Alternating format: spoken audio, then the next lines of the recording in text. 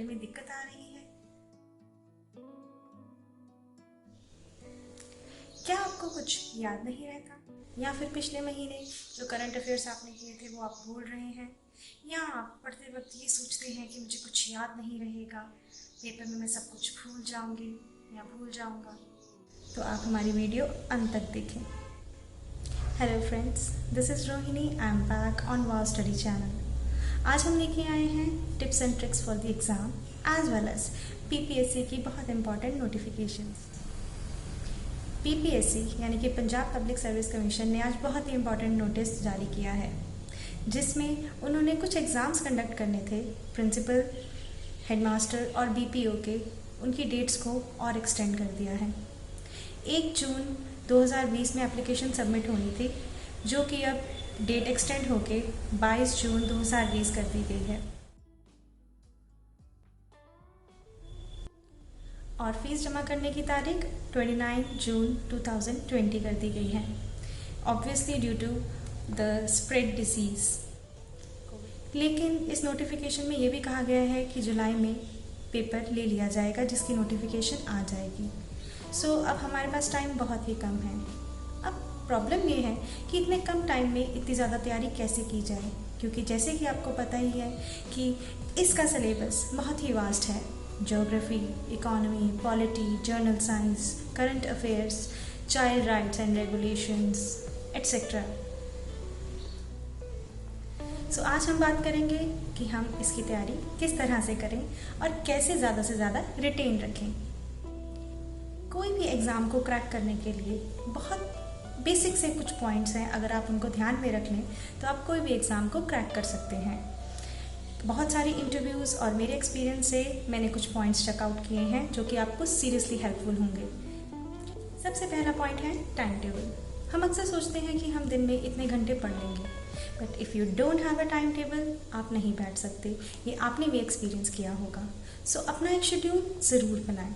Schedule बनाने के लिए आप अलार्म सेट कर सकते हैं, जैसे कि मैंने 10 बजे का अलार्म सेट किया हुआ है। जब भी मेरा अलार्म बजता है मुझे याद आ जाता है कि मैंने बैठना है। So you should have and must have a time table schedule. Next is follow up. हम अक्सर पढ़ ही तो बहुत जाते हैं, लेकिन उसका फॉलो अप नहीं रखते। फॉलो अप रखने का मतलब है कि हमने पढ़ लिया, लेकिन महीने पहले मैंने क्या पढ़ा था मुझे कुछ याद ही नहीं है। इस तरह की सिचुएशन में आप उसका फॉलो अप ज़रूर करें। फॉलो अप हम किस तरह से कर सकते हैं?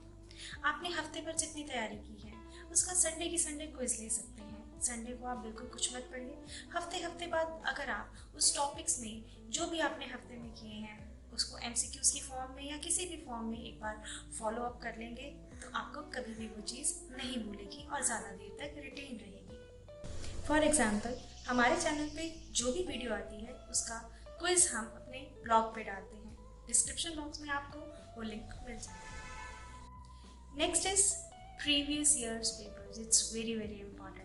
अगर आप कोई भी एग्ज़ाम क्रैक करना चाहते हैं तो आप एक चीज़ देखेंगे कि एग्ज़ाम्स में काफ़ी क्वेश्चंस प्रीवियस ईयर पेपर से उठाए जाते हैं, जैसे कि स्टैटिक जीके, ज्योग्राफी, इस तरह के जो क्वेश्चंस होंगे, करंट अफेयर्स को छोड़ के काफ़ी क्वेश्चंस मेल खाते होंगे। तो अगर आप कोई भी एग्ज़ाम क्रैक करना चाहते हैं तो पुराने क्वेश्चन पेपर्स यूपीएससी के या बीपीएससी के या एसएससी, सीजीएल, इनके क्वेश्चन पेपर्स ज़रूर करिए। ये क्वेश्चन पेपर्स आपको किसी भी बुक शॉप से बुकलेट की फॉर्म में भी मिल जाएंगे, या फिर आप ऑनलाइन भी इनको डाउनलोड कर सकते हैं। Next is stick to one book और वन साइड।